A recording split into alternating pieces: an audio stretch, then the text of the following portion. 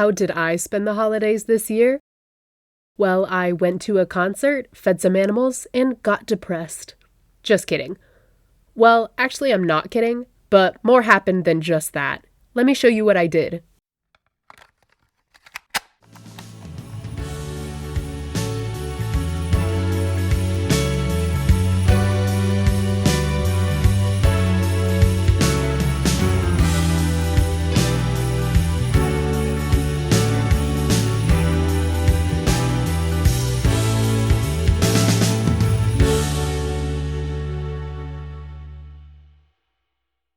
The first thing we really did to ring in the start of the holiday season was put up our tree.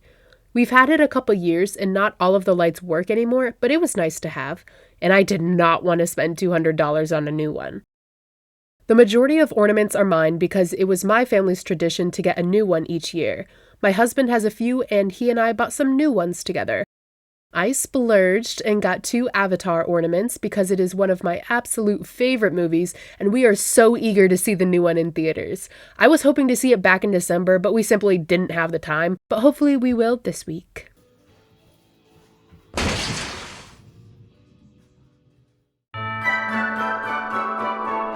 Christmas Eve this year was depressing, unfortunately. All of our friends live far from us, so we couldn't meet with them.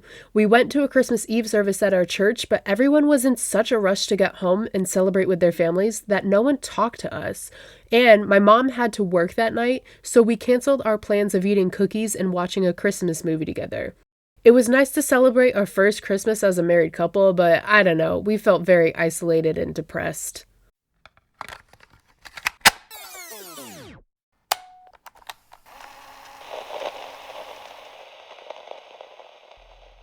Normally, the activity that makes me feel the holiday magic each year is like making hot cocoa and watching the Polar Express. I know a ton of people hate it, but I love it. It's my tradition. Leave me alone.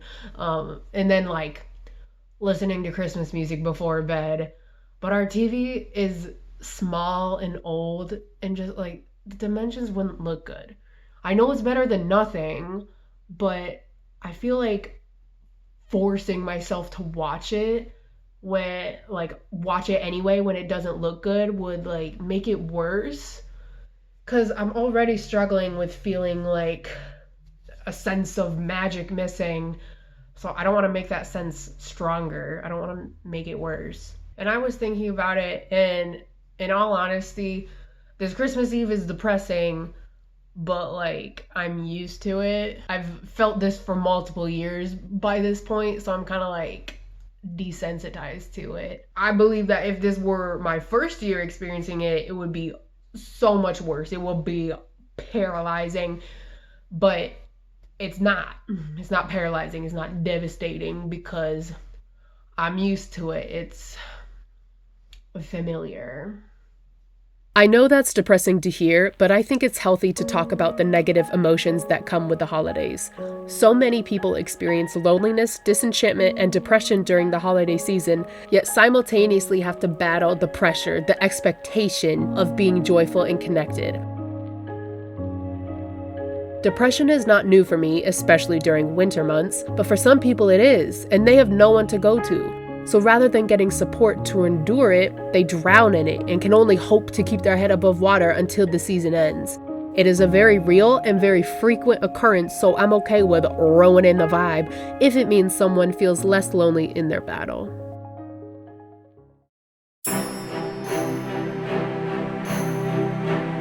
Christmas Day, though, was better, thankfully. We got together with my family and celebrated and had a feast. There was so much food. All of us were there except one branch of my family that got stuck because of the atrocious weather. They were over by Buffalo and the plows had not even started clearing the roads yet, so they couldn't join. But everyone else was there. And then, the day after Christmas, we went to DC to see a Trans-Siberian orchestra concert. I was so hyped. I love their music so much. And it was the perfect opportunity to meet up with one of my friends who lives closer there, and she had off work. I had been to 2 or 3 of their concerts before. I couldn't quite remember because I was a kid.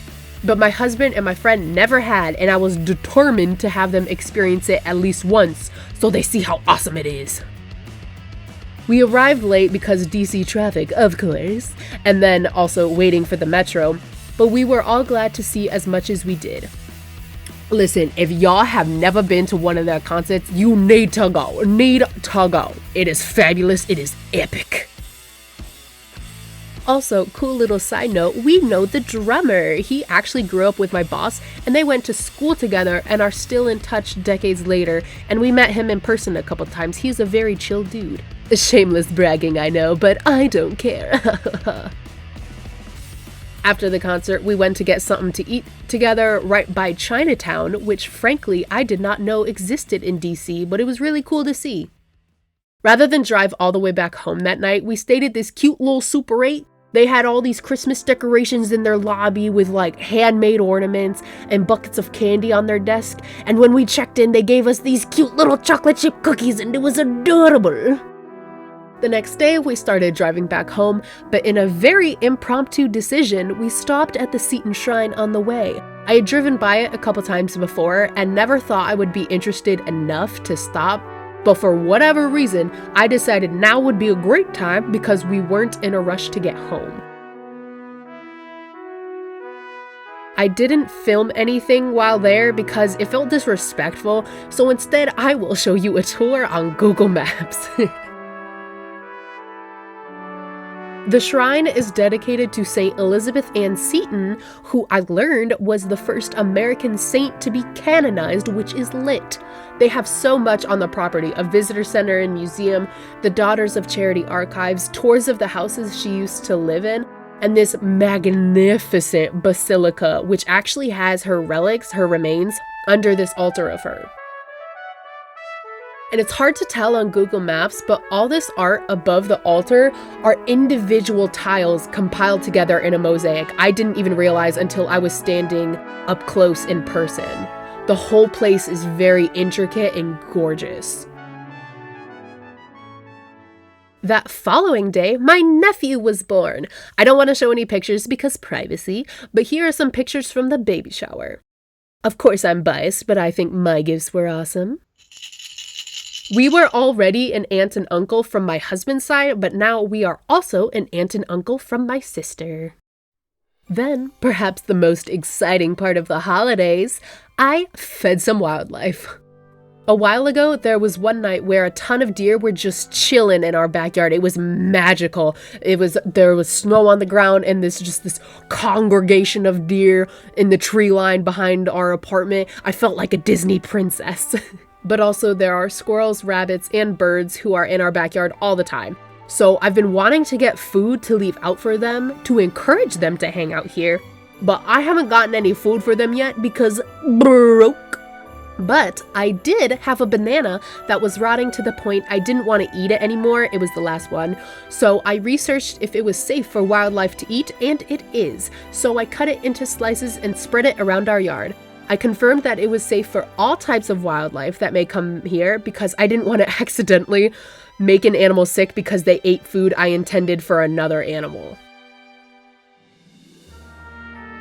On New Year's Eve, we put up some lights on the rail on our back porch. We wanted to put them inside because we got this one strand a while ago, but didn't realize how short it was, so we planned on getting more to go the whole length of the living room, but kept putting it off. We found these, which were a different color, which I was okay with, but they have this weird flicker and it was giving us a headache. So we couldn't hang them up inside. But they were on clearance since Christmas was over, so it was okay. We put them outside instead. We can give our neighbors a headache instead of us. We don't have cable, so I hooked up my computer to the TV through HDMI and we watched the ball drop live on YouTube. I don't know if it was because we weren't watching on a TV station, but they didn't really show the ball drop. They showed during the countdown, but not when it reached 0, so I was confused. It wasn't too exciting, but my husband and I had some snacks, so it was a cute little moment to enjoy. Our first New Year's as a married couple. It's been it's been less than a year, so we still have a lot of firsts together. And speaking of firsts, I have put myself up to a challenge. For the first 2 weeks of January, I want to post one video each day.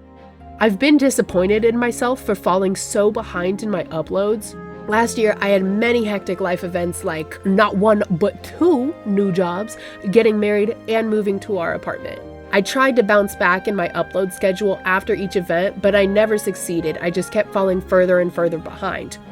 Then, I came up with the idea to post one video per day for some length of time, and what better time than the start of the new year? It will literally be a fresh slate for me after clearing up my backlog of videos, and will help my future self not feel so behind as I continue to deal with business and life and at work. I'll be honest, I'm scared of not following through, but I am pushing myself to stay consistent, if for no other reason than to prove to myself that I can, in fact, stay committed to something difficult.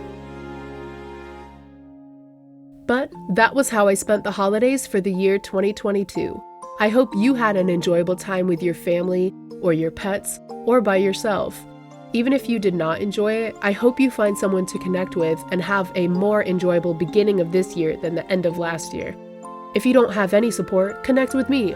I would love to hear about the traditions you have or used to have, or the roller coaster of emotions you've gone through this season, or your favorite memory from last year. I pray that you all stay warm and well fed and have a year as fabulous as you. This has been Traversatile. Farewell.